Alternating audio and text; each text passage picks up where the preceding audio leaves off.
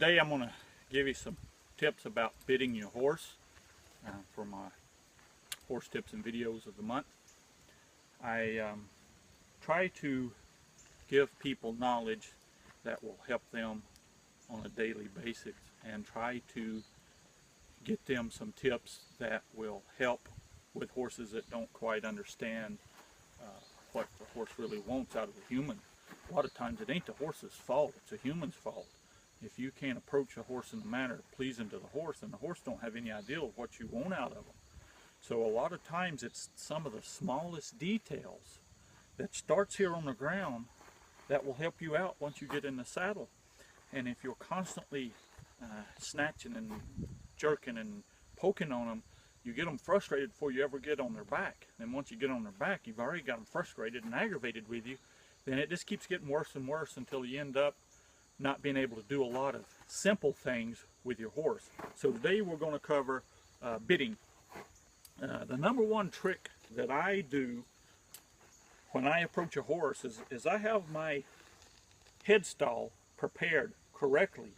If you've got it all wadded up and you go to get the horse and you sit here, you got the horse caught, and you're sitting here trying to undo your headstall and get your headstall all straightened out before you put it on the horse's head, it just becomes a hassle, and you try to hurry up and get the bit on the horse's mouth, and the horse ain't quite ready for you to do that. So proper planning prevents poor performance. So work on planning your day before you ever get to your horse.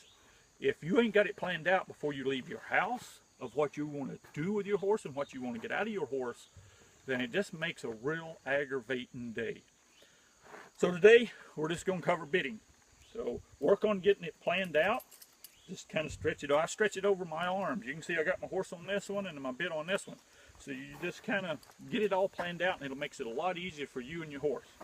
The second thing we're going to do is I'm going to teach you how to get your horse to prepare for putting the bit on.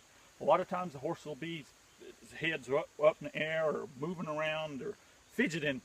And a lot of times that's created because you don't take time to prepare your horse for being bitted. So the first thing I want to do is I want this horse to bring her nose into me. And a lot of times, you may have to work on this a little bit. Yeah, good girl. And a lot of times you can just sit here and just bend it down. Oh, nice.